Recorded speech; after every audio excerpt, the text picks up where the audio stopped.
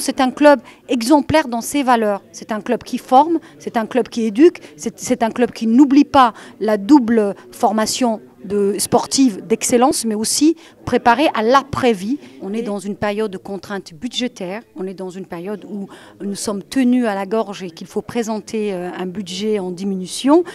Nous, on a, avec le soutien de François Patria, je n'ai pas voulu diminuer les clubs féminins parce que si on se désengage, on touche pratiquement 25% de leur budget.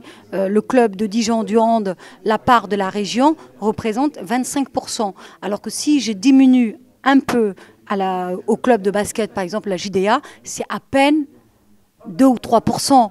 Donc non, nous avons fait ce choix de dire que pour moi, pour la région, pour l'ensemble des élus, le sport pour tous, le sport amateur et le fait de dire que nous misons sur le sport féminin de haut niveau.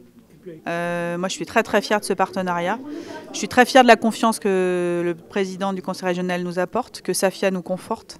Donc effectivement, maintenant, on n'a plus qu'à quoi. Les résultats sportifs doivent être à la hauteur, en espérant que ça peut effectivement faire envie à d'autres institutions publiques ou partenaires privés de nous accompagner dans les mêmes envergures, en tout cas dans la même dynamique et dans les mêmes symboles de parité que peut le faire le conseil régional. Oui. Alors, elle n'est dédiée qu'au projet de soutien du centre de formation qui aujourd'hui accueille 9 joueuses de centre de formation. On a la chance d'avoir dans ces 9 joueuses, 4 joueuses, 50% de notre effectif déjà repéré en club élite en U19 dans l'équipe de France, Kélia Zoulemaro, Marie Provencier, nous avons Johanna Latou et Elena Leborn, donc on est très fiers de ça, effectivement. Et ça conforte effectivement le fait qu'aujourd'hui, quand on regarde sur le papier les jeunes, pour exemple dans l'équipe d'Europe, pour jouer la Coupe d'Europe, on a déjà beaucoup de filles du centre de formation qui sont dans le bus. Donc c'est un vrai gros projet.